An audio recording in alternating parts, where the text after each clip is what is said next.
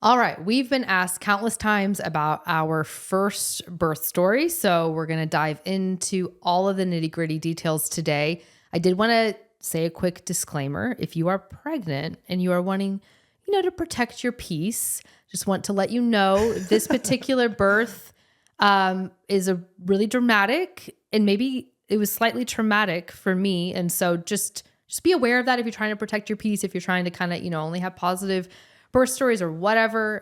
That's cool. Skip on from this podcast because this may not be for you. All right. And with that, let's get into it. This is the Balanced Family Podcast with Ben and Jessica. There's a lot to balance when you have a family: marriage, kids, health, career, while you're trying to balance all the opinions out there on how to do things right. Today, we'll cut through the noise, tackle hard questions, and share stories as we try to get to the heart of the things that really matter. Okay, our first birth story. I wrote out our first birth story on a blog, but I'm actually really excited just to get to share verbally all the things. Yeah, and I guess a lot of people have heard snippets of it. Yeah. And, just from Balanced Birth Couple, but we're going to kind of break it down a little more piece by piece, which is fun because I haven't thought of it hadn't talked about it in a long time. Yeah. So I got pregnant in 2013 with our first, and going into it, neither one of us really knew anything about birth. Mm-hmm. I mean, I wasn't like I was researching birth before I was pregnant. You obviously definitely were not. Definitely was not. Had you had any close friends? Yeah. So I guess I did. I had some close friends that had natural births, and I had close friends that didn't. And a lot of my friends had used a midwife that was at a hospital. So that was kind of unique locally. In the early 2000s, there was this midwife that attended or that delivered babies at a particular hospital that a lot of my friends had used, but she had retired. So when I got pregnant in 2013, I knew a little bit about it. They had all talked, really highly of her. But a lot of my friends then who had used her, who were continuing to have babies, recommended another OB to me in that same hospital. And so I was like, cool. I'll just, it's what most people do is they'll take recommendations from their friends or family about, of doctors that they, that their friends or family liked. And so that's what we did. We used that doctor. And overall, I would say that pregnancy was uncomplicated. I mean, we had really no complications. Yeah. I was very busy with, starting a school.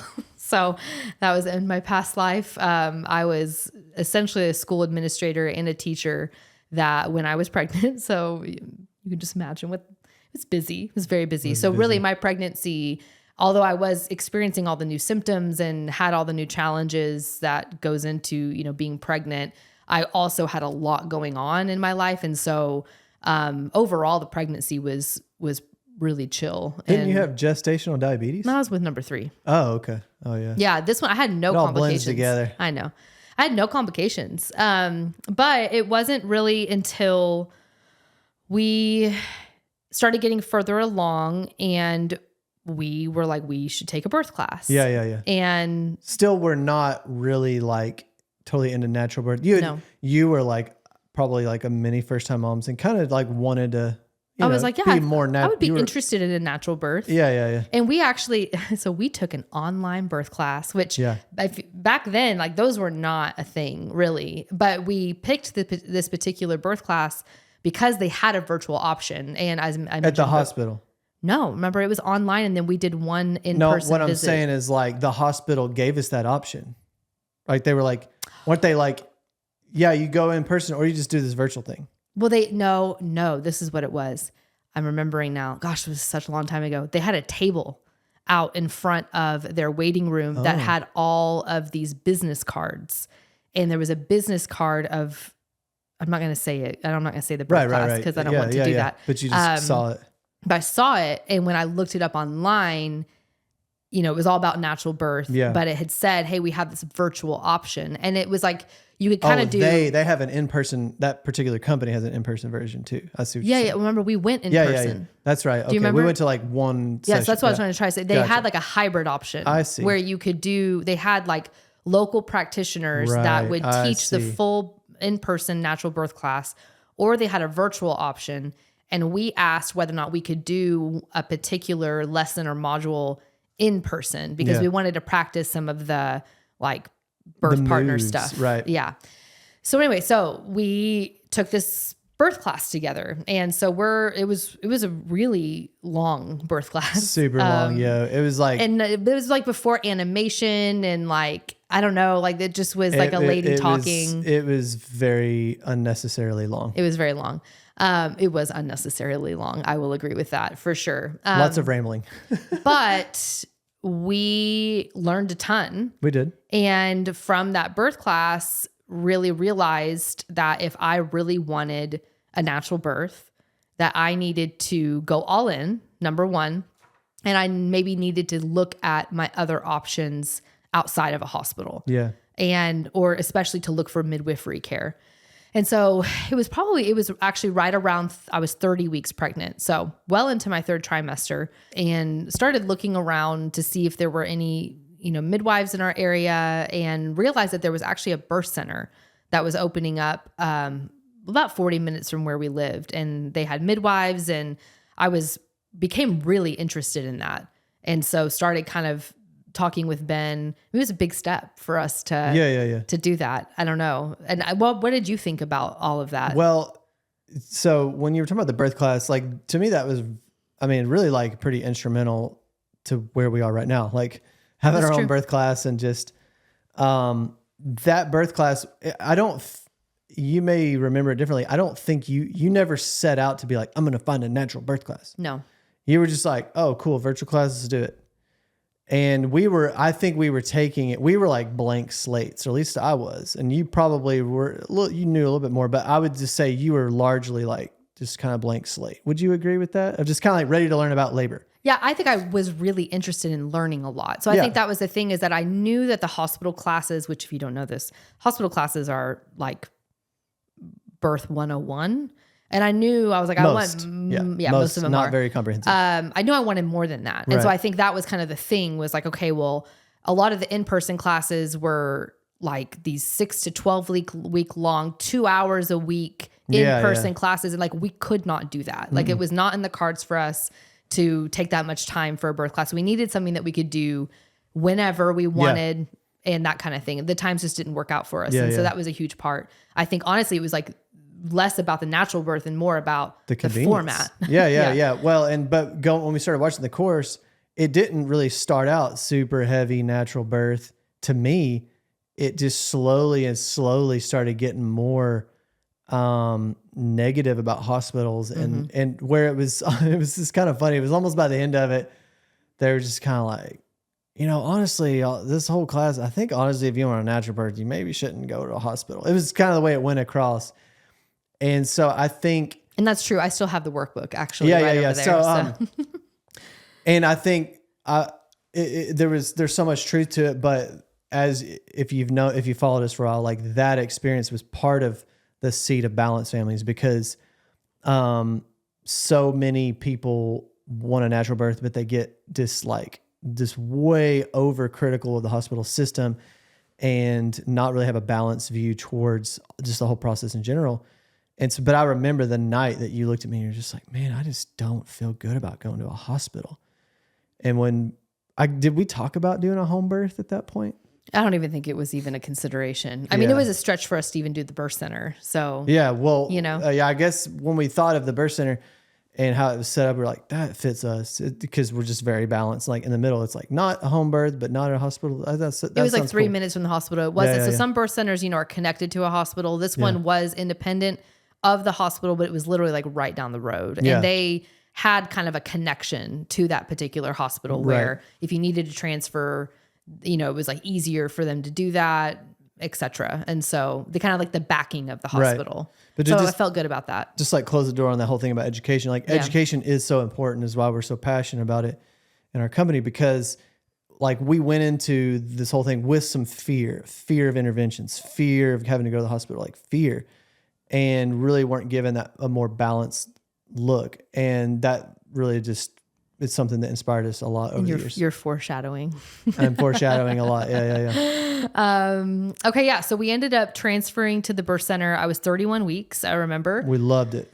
Absolutely loved it. I mean, honestly, y'all, like night and day in terms of quality of care. I mean, my appointments, personalization. Yes. Well, and my appointments went from like 8 minutes long with an OB, if I was lucky, if I came with all of my questions like ready and like rattling them off, to no joke, every single one of my appointments was at least 45 minutes, sometimes longer. And we continued to go to this birth center with other births or with other pregnancies, and I would like bring my kids with me. I mean, it was just such a different experience. They were so more laid back, but also just asked me a lot of questions about myself. It made me feel so cared for. And the way it worked, so you would rotate through all the midwives for all of your prenatal appointments. And so I ended up seeing, I think there was like 4 midwives, I believe, on staff. And so I ended up seeing, I believe, all 4 of them. I was only there at 31 weeks. So I didn't really have like that much time to get through all of them, but I think I did end up seeing all of them. And you just kind of, they do all the tests and they do all the usual stuff that you would get at an OB office, but it's just a lot more personal. And that was honestly alone was like, I made the right choice. That quality of care was just next level. And I liked the rooms because they just look like a nice bedroom, with hard floor that's not going to get stained if any bodily fluids fall in it. But it was like, it just wasn't like a hospital room. Yeah. And I liked that. Well, and you would go to the appointments and they loved Ben because Ben would come with his list of questions. Well, that's actually a thing, Jessica. And I don't, your experience in a hospital really does a lot depend on the doctor, the OB you have. No, and the culture of that hospital. But no, I'm a doula, Well, no, hear out what I'm going to say.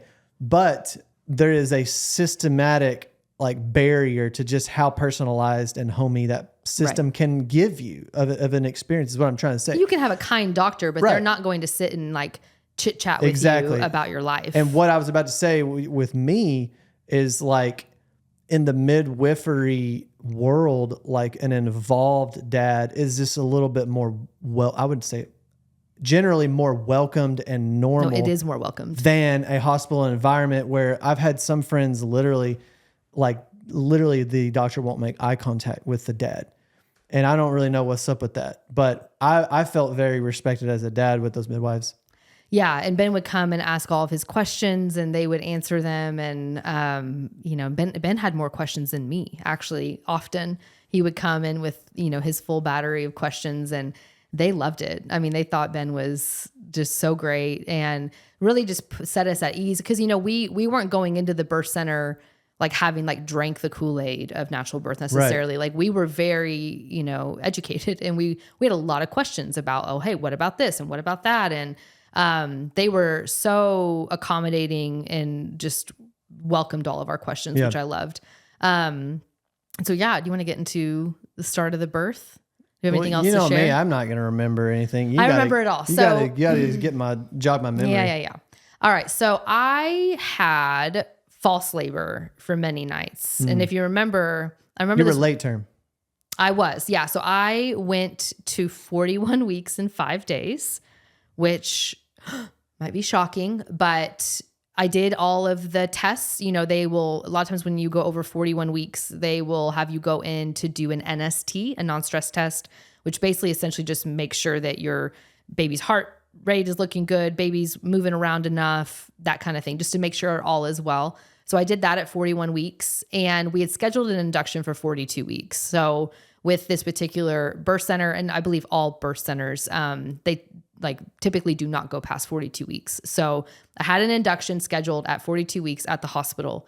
And I was just like, honestly, it was the longest 3 weeks, I would say total, because you really start kind of anticipating at 39 weeks and it was over spring break. So what happened was I, went ahead and stopped teaching at spring break, which was 39 weeks for me because there was just no point in me going back for a week. Yeah. I had a long-term sub that was taking over for me and it was just going to be easier for the kids for me just to be gone after spring break. And so, spent the spring break week. We had like a little staycation around town. We went and did all kinds of stuff. I remember we ate like this diner and We thought that would be a good idea with having all that time off right there. It was actually made it hard for you. Horrible. It was just like always on your because I mind. was anticipating, like all moms do, to go into labor by 40 weeks. It was this will be great. I'll have 1 week off and then I'll have the baby. And then it's literally, I'm 10 days past due, and no longer than that. I was 12 days past due.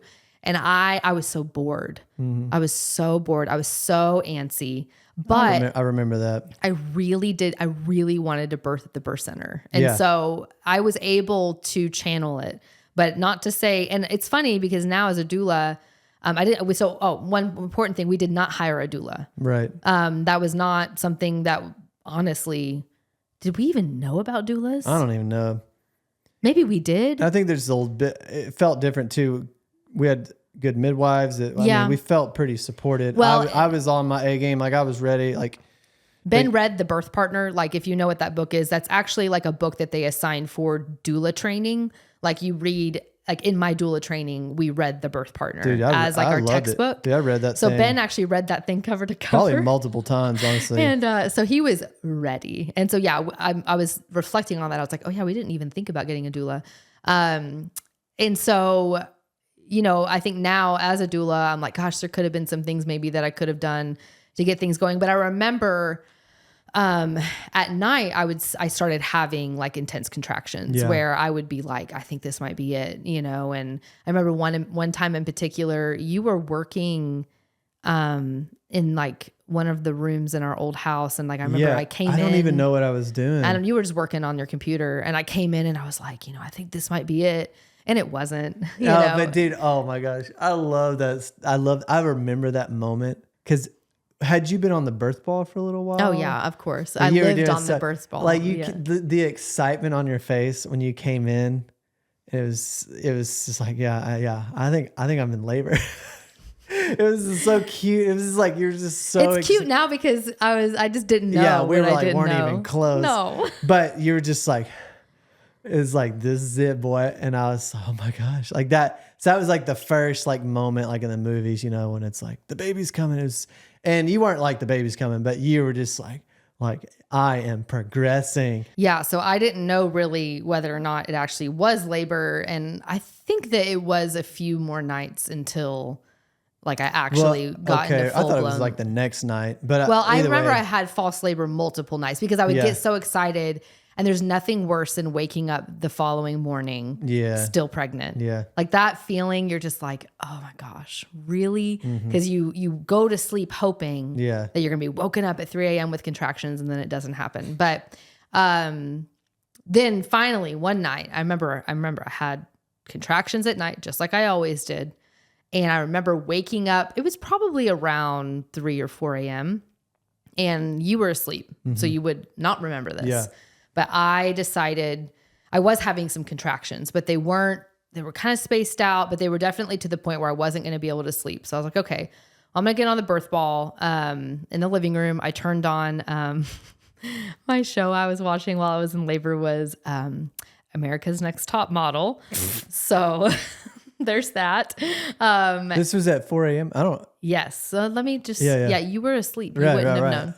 So I got up, got on the birth ball, turned on America, because it was just a great, like, just chill show that I could just kind of zone out to and whatever. Yeah. So anyway, and probably like around 5 or 5:30, I felt a gush. I felt a gush of water. And at that point, I was like, I was very excited. So I went in, I remember, and I woke you up. Okay. I think I do faintly remember you waking me up. So I woke you up then, and I was like, hey, it's the real deal. I just broke my water essentially. I think a lot of it was because I was on that birth ball and I was doing a lot of like hip circles and stuff. So I think it was just putting pressure, there. And anyway, and so, we get excited, and I think we called the midwife on call, whoever it was. Probably. Like, I think we called them pretty quickly. I can't remember whether or not, I'm sure we did though. And, they were just like, okay, hey, that's great. And it's great you're having contractions, like, just continue to labor at home and, just let us know when you're coming in, and they reminded us. So if you don't know, this is your first baby and you're still pregnant, you usually try to wait until you go into your birthing place or call your midwife home if you're having home birth until your contractions hit about like 4 or 5 minutes apart. They last for about a minute long, and they're doing that for about an hour. So it's 411 or 511. And so at that point, I think my contractions were maybe like every 8 to 10 minutes apart. So I knew, I was like, okay, I'm in early labor. Yeah. And, you know, it was just like, can't wait for things to pick up steam. So. And then I remember you started getting them closer and closer together. And we kept thinking, well, maybe we kept, just like every first time couple, like you think this is it, you know, it's time to go. But whenever we talked to the midwife, I just remember us always like slowing ourselves down. And you and I like really did not want to go into early. We were like deathly afraid to go into early. Well, no, I just didn't want to. I wanted to labor at home. And that was what we were instructed to do. Yeah. And we were instructed to do that. We were like rule followers. Well, I just remember you had very sporadic contractions. Like you would have one that'd be like 3 minutes apart. And it was like, holy cow, this is it. And then it'd be like 7 minutes. And then it'd be like 4 minutes. And it'd be like 6 minutes. And then it would be like 10 minutes. And then I remember even like a couple times it would be like 15 or 20 minutes. Slow down. It was just like, what is happening? And so I remember like what I did was, then I was like, okay, well, I got to get things moving. So I remember we lived on like a little under 2 acres at this house. And so and we didn't have a sidewalk. So there was nowhere for me to walk outside. So I remember, do you even remember this? No. I don't know. I like walked circles on our property, like around the house, like up and down that hill. You know how it was like kind of a slight incline up? Like I kept like walking, just trying to get labor going, like, oh my gosh. And then sitting on the birth ball. And then like, I would just, and like, you know, it's funny because as a doula, I tell people, you know, okay, during early labor, like you really need to rest. Don't overdo it. It's a marathon. It's not a sprint. But when you are actually in early labor, resting is not the same, like, cause you are actually still having contractions. They're just not like super close together. And so you might rest, but you're still having to every 5 to 10 minutes breathe through something. So you never really can fall asleep totally. You know, you can kind of get in like a restful state, but it's really hard to fall asleep. And so by that point I had been up, you know, since 3 or 4 a.m. So throughout the day, I was just kind of going back and forth between, you know, trying to be active. And I remember trying to lay down in the bed and then trying to be active. And as the day went on, I started having really bad back labor. Oh yeah, I remember that. Oh my gosh. That was and so really bad. It was so...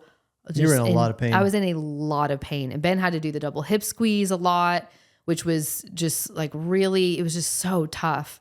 And so honestly, that whole day was a blur. I remember at one point, I think you got me some Subway. And I remember like, I think I even left the house with you to go get the Subway, I remember. And because that's what I want, it sounded good to me. So we went and got Subway and we went back home.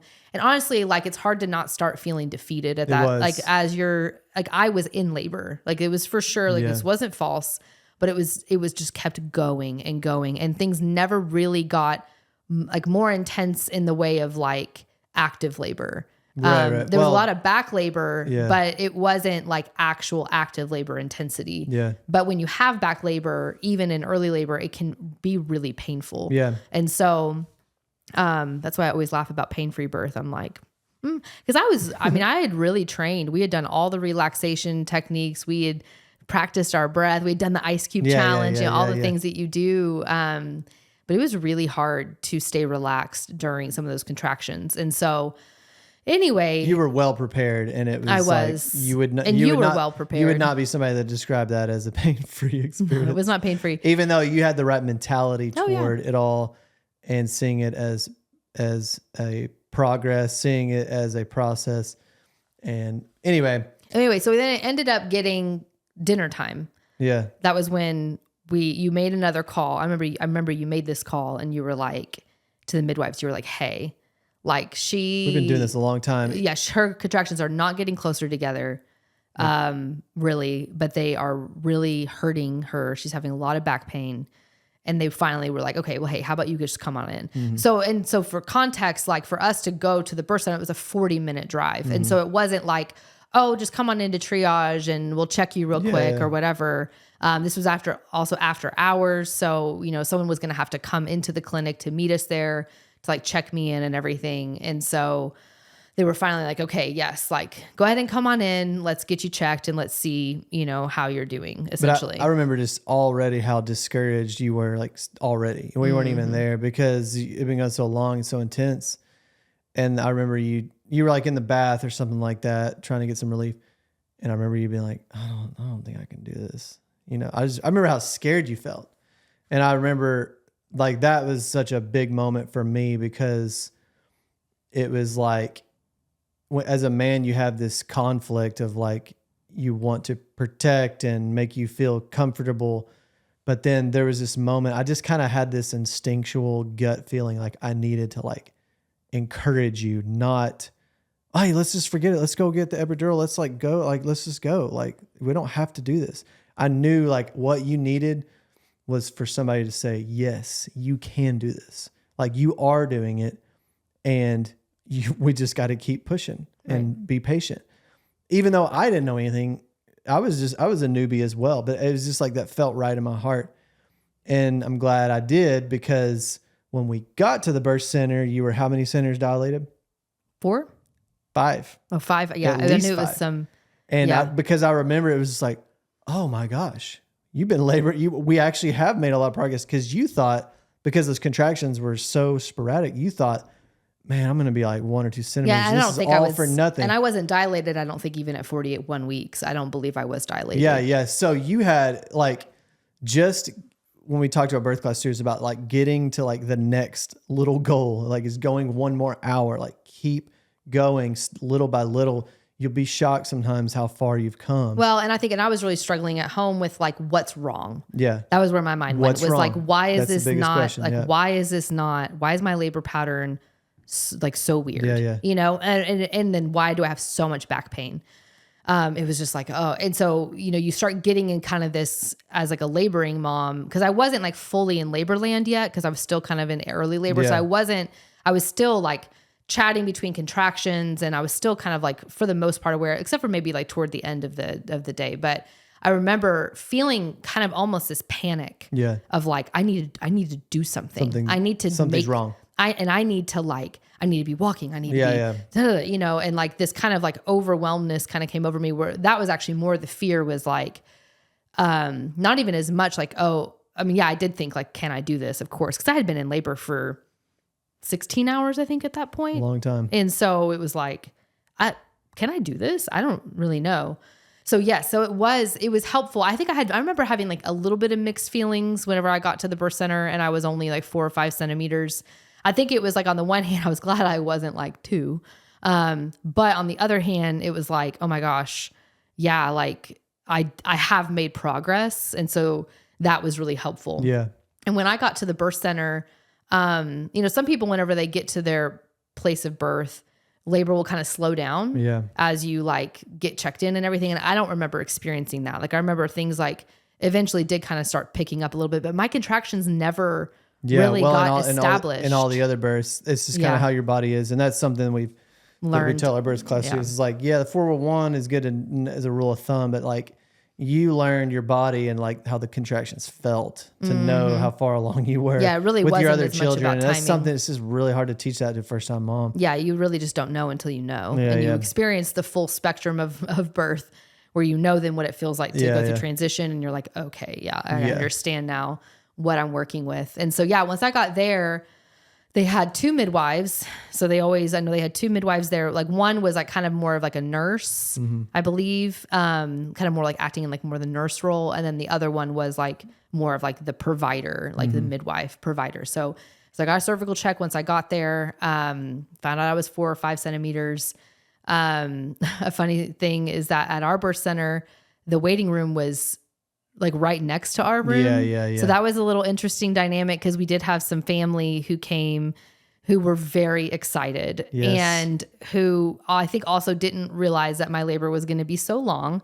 Number one, and neither did we. And you labored loudly. And I was definitely not a quiet good way. one. You were doing that moo breathing. Yeah. But that is not like the hospital environment where you get to wait and it's quiet and you're excited. It was like, it was intense, and it went very long. We already arrived tired. Yeah. And then the labor just went on and on and on. Like, it was like encouraging that you were already 5 centimeters, but we had no idea how much longer it was going to go. And it did go a lot and longer. It went a long time. And that was, well, I'll just say it was another 12 hours before I had the baby. So it was ended up being, because the way that I actually was having contractions that night before I officially, so it was like I slept from about, I think it was like 11 or midnight until about 3 or 4. Then I woke up and I was awake then from 3 or 4 a.m. until the following day at 7 a.m. You when you had the kid, yeah. So golly. Like, oh my gosh. Yeah, like it was nuts. The level of exhaustion I felt. So anyway, so we get to the birth center and honestly, I don't know, there was something about like arriving. And I know a lot of moms feel this when like you do finally kind of get to your birthing place.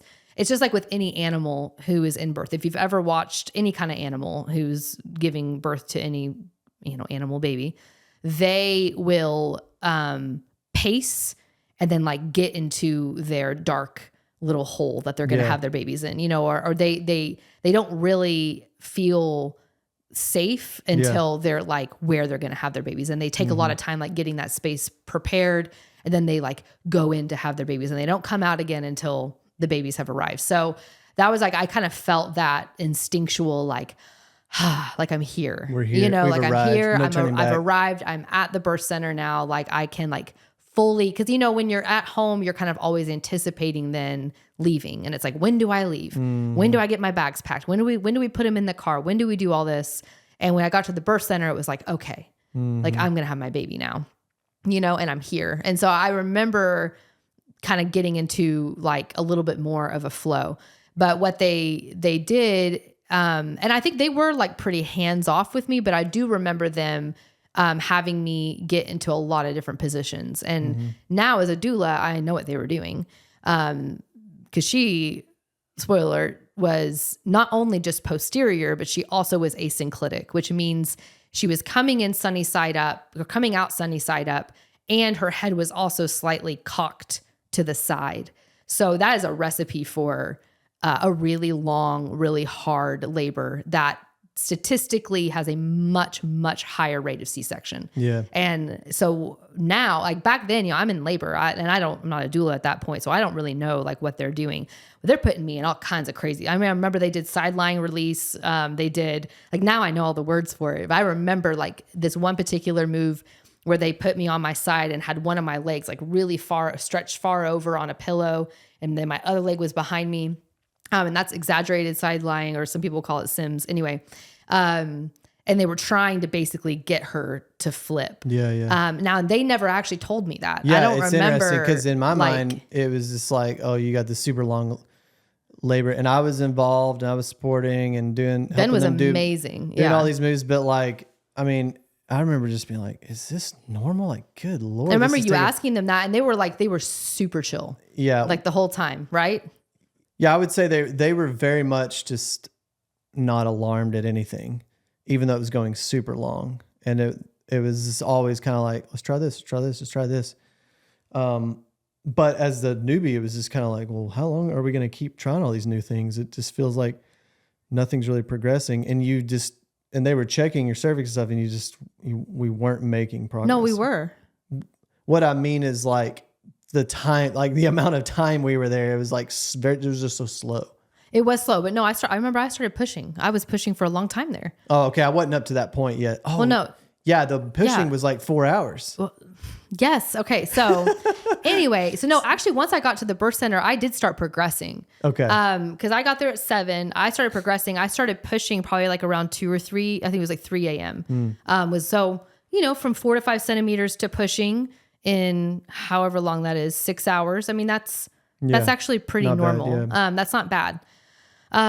But the pushing, oh my gosh. So I felt the spontaneous urge to push. I felt that like I need to push thing, and I was complete. I was 10 centimeters, and man, y'all, I pushed in every which way. They had me actually get on a birthing stool. Do you remember that? Oh yeah. So I think was it wood? I can't remember. No. Or no, that's right. It was like, steel. Actually was not very comfortable. I did not like pushing on that, but they had me get on the birthing stool. They had me push and hands and knees. They had me push. Every position. single position. So that's what's funny. So I always talk about, okay, you need to push in every position. You can push out babies, in any position. But what's ironic is that for me, actually, like she was not moving. She was not budging. That little lovely child, I wanted to call her a stinker because it felt a little bit like that. Like comfortable there. She was very comfortable in that position. And so I pushed for 4 hours. And And I want to educate some people that it's not like you're literally pushing for 4 hours, because you would back off, and it was like you were in the pushing phase for 4 hours. But that's why it was so exhausting. It ebbs and flows. It ebbed and flowed, and then I just remember you literally like falling asleep in between some of those contractions. You were so absolutely exhausted. I was exhausted, and so we kind of then, I think, was it you who brought up potentially transferring, or was it me? I can't remember. I think there was a couple moments where both of us kind of discussed it, but it was the midwives, you could tell they just really didn't want to do that. I'm not saying that they were forcing us to stay, definitely not, but like they wanted to birth the baby there. I could tell. Well, and we could see her head. And we did too. Oh, that's right. We could see her head. I mean, she was right there. I mean, I'm glad you reminded me. It would have felt kind of crazy. In fact, we could see her head for like an hour or in an hour hindsight, and a half. now that we know more just about like your anatomy, it was like, oh my gosh, I wish we transferred sooner. But my anatomy with her particular position. Exactly. And with her position. And she had a huge head. Yeah. Remember that? She's 98th percentile. On the head. Yeah. Yeah. Just some of those specifics. Yeah. But like, I remember I was the one that kind of started, because you were beyond the point of making any decision. That's why I don't even remember, to be honest. You literally don't remember. No. I was like, guys, I mean, if we go to the hospital, what are they going to do? And they're like, yeah, they're probably going to give her Pitocin. I'm like, okay, well, what happens after that? Like, she'll be probably born like right after that. I'm just like, I remember them also bringing up the potential for like a vacuum and that kind of thing. They did talk about, yeah, definitely. But I remember them just being like, all this would end pretty quickly. It was just like, well, let's go. Like, what are we doing? Like, we've been here pushing for 4 hours. And then, I remember asking her, well, what options do we have staying here? As we train our students, like you ask, what are the options here? What are the options if you stay back? And I remember her, it was like, she was like running out of options. I could just tell. Yeah, there was not much more. And it was just like, and I had completely lost my strength. You were gone. I was done. Yeah. Done. I remember at one point I was crying. I mean, you were too tired to cry. No, I mean, cry. We were like done. And so that's when we made that decision. And I remember that was so hard. You don't remember it because you blocked all of it. Dude, like getting you out of that comfy birth center and to the car was all I nuts. remember was, when you transfer from a birth center like ours, you don't detached. Some are attached to the hospital. Yeah, but you don't get in an ambulance. This is not an emergency. Right. I'm not dying, baby's not dying. Like, we're transferring out of choice. Yeah. And so you drive yourself. Like, and our midwife came with us. Yeah. So our midwife, like the way it works is, and this doesn't always happen, unfortunately, but it should be this way, that if you, for some reason, under midwifery care in a birth center or at home, need to transfer to a hospital, your midwife should come with you and they should act as your doula. Mm-hmm. And so ours did that, which I was really happy about. Unfortunately now, like I've heard that this sometimes doesn't always happen, which is just really sad. And it may depend on how many hours. Well, it's a lot. It's a lot of political stuff. Okay. I won't get into it. It's not relevant. I'll stay ignorant. Yeah. Anyway, so she came with us, but all I remember is being in the car. It's rush hour. So it's like 7 a.m. Yeah. Okay. Yeah. So like we're in beautiful like this sunny day after we've been in day. this calming environment. And I remember like having my legs up on the dashboard and I'm like still pushing, y'all. Like my urge to push has not left. And I just remember thinking like, oh my gosh, people can see into our car right now and they see this like, I mean, like I probably looked like death, and I'm like, and this is a close drive. It's like a mile. Yeah, no, it's like 3 minutes. Yeah, I'd said that. But like, oh my gosh. But still. And so we roll up to the hospital and I remember someone was out there. All I remember is the wheelchair. They had a wheelchair for me. So classic. And I mean like, but this hospital also is not just a women's hospital. It's a main hospital. Yeah. So we like go through the doors Yeah. and I'm like still pushing and they're like rolling me through the hallway. And I'm like, I like remember I didn't even sit down on the, I couldn't sit down. Her head was like right there. So I remember like I had to kneel kind of like on the wheelchair and they roll me up. We go up this flight of stairs and I remember everybody was panicked at the hospital. Would you agree? Now, I would like for you to fill in some details because all of this honestly, is a blur. the transition up to the room is kind of a blur. I just remember getting to the room and you could tell it was like nurses. I mean, it was so weird the context, like we're like literally at the climax and then having to like stop and go into this totally different environment with people we don't know. We've never seen. Lights were bright. People are rushing around, yelling. I just remember being like, "You want an epidural, honey?" And it's just like, "You are up." She was literally about to give birth. Like it was weird. And they got an IV in me, but I was so dehydrated. I do remember they had a hard time sticking me. And I was so glad that we had our midwife because there was a lot of things offered that was just really out of context. And I was so exhausted at that point. And she was helping me just be like, no, just don't listen to him.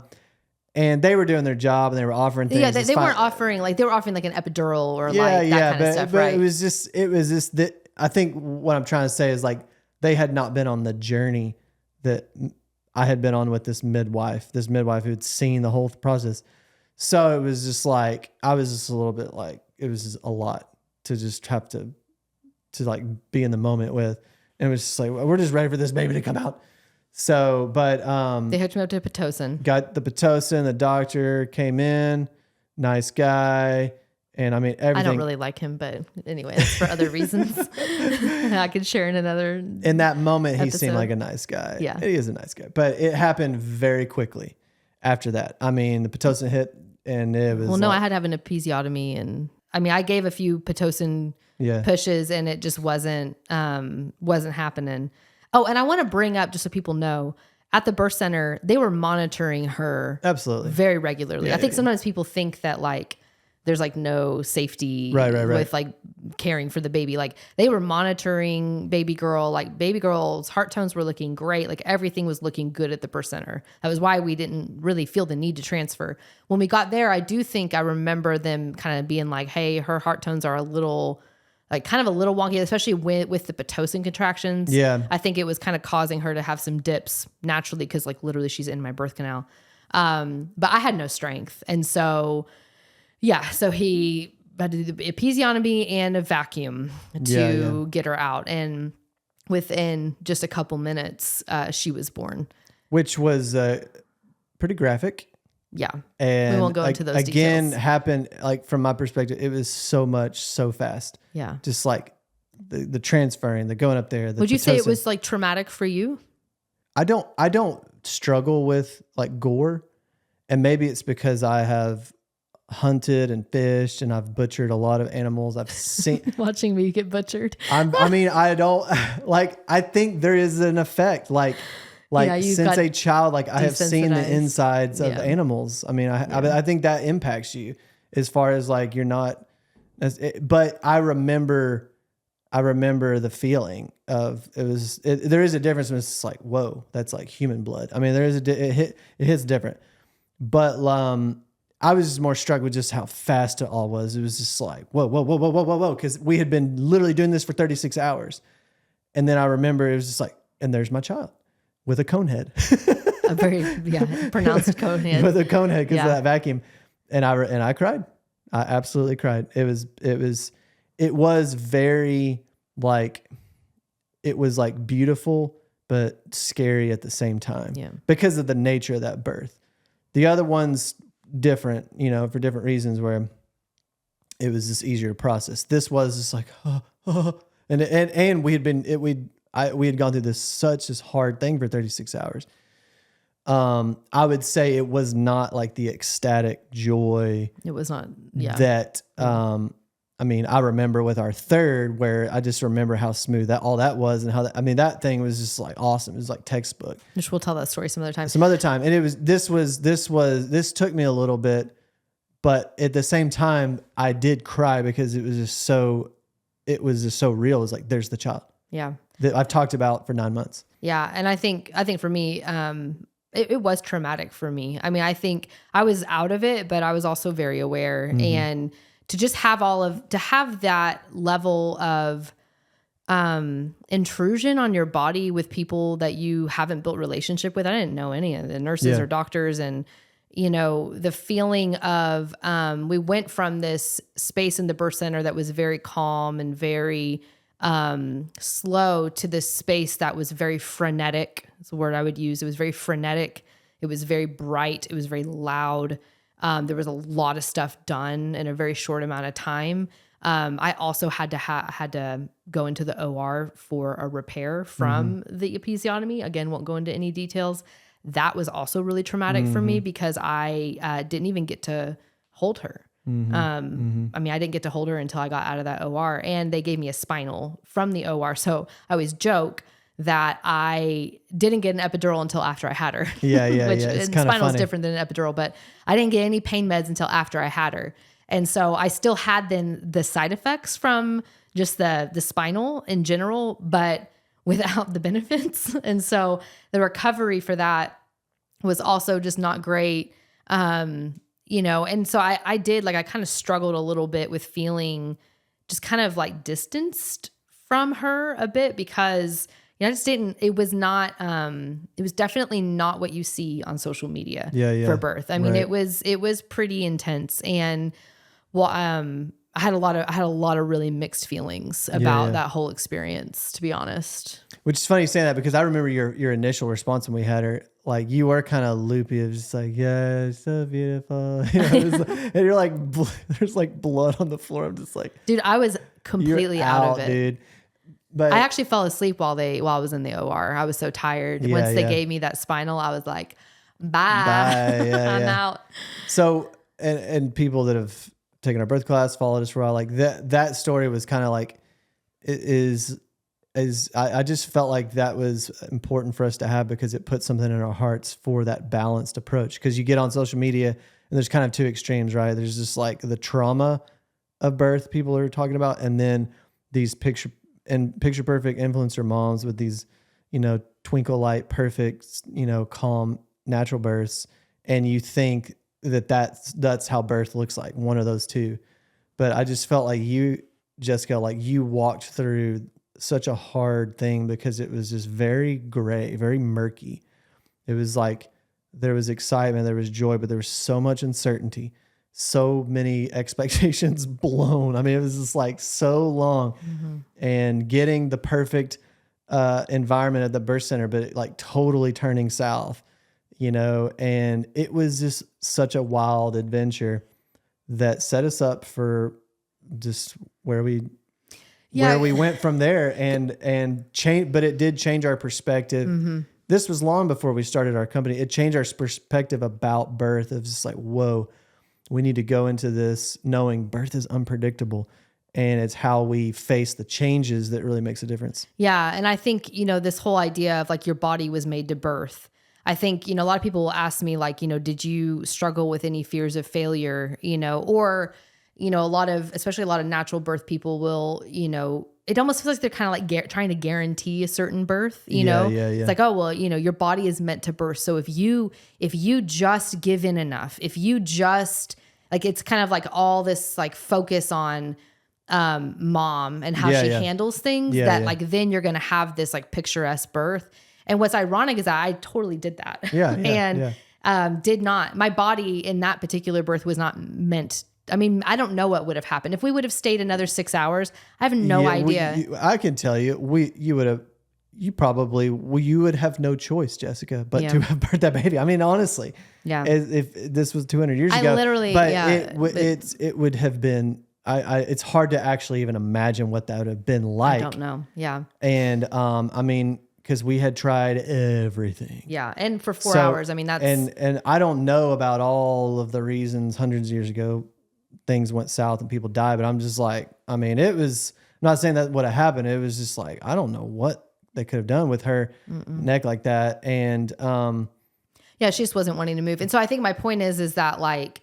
I think I did have to work through a little bit of like, oh man, if I had only if I had only just pushed a little longer, if I had only just done this, if I had only just done that. And even like I recently got a new certification called, I'm a Body Ready Method Pro now. And you learn a lot about imbalances in the body and what that does to your pelvis and to your birth. And totally now understand why she had such a weird position. A lot of it has to do with some imbalances that I have identified in my body since taking this training that are still there, even, she's 11, are still there in my body that I know like have like made on a particular side. That's probably why her head was cocked. So anyway, so like you could go down these trails of like, oh, well, if I'd only known, only known about that, then I could have done this body balancing. And then maybe, and you can just kind of go, you can honestly just make yourself crazy with this what if mentality. And I think, I got to a point after that birth with kind of just accepting. And what's funny is that I, even after that birth, was still a staunch supporter of birth centers and midwifery care. Like, and that, because I think a lot of people would be like, oh, well, that must have changed your mind to then like with future pregnancies, like you wanting maybe a hospital type environment. No, that was not it. I was like, I think that was just a one-off thing and a weird situation. And I loved my birth center experience. I loved the midwife experience still, even after all of that. And I think I kind of was able to get to a place of like understanding, like both things can be true. Like your body is made to birth, and also birth is unpredictable. And both things can be true at the same time. And I think that was really like you're talking about that, like that was the seed of balanced families. Wouldn't have known that at the time, felt just kind of like, golly, that was a terrible birth. Like, oh geez, and kind of like worked through the emotion of that. And then, you move on because birth is like one day, for me, a day and a half, and you have your whole rest of your life to parent this child. But, I think for me, I did have to work through some feelings, but ultimately got to a place where, I felt I still was very much wanted a natural birth again, still wanted to try for it again. Didn't want an epidural. Especially after I experienced that spinal, I got really sick. I get really sick with that medication. So anyway, I was able to kind of be able to come to a place where I could hold both things in my hand. And I think it set me up for my second birth, which we'll have to do another episode about. Because if you thought this one was crazy, just wait until the second birth story. Because that one has a real ringer in it. So birth is unpredictable, and that story just taught you and I like joy is possible no matter what happens. It's like if we had stayed at the birth center, would everything have been all right? Yeah, probably so. I mean, I don't know. If we would have stayed at the birth center, would you have avoided some of that trauma? Yeah. Possibly. Would there have been a different trauma? Or, I mean, I don't know, but like you said, we made a choice, and it honestly worked out, and you're glad we did. I'm glad we did. And it was joyful in the end. It was just like, you had to work some stuff, but it was still joyful in the end. And that's understanding that and having that, if your goal is to have a joyful birth, as you talk about a lot, if the goal is to have a joyful birth, that can happen no matter what, like how your baby comes out. Yeah, it's true. And that's more important, honestly, than you getting to tick some box. Right.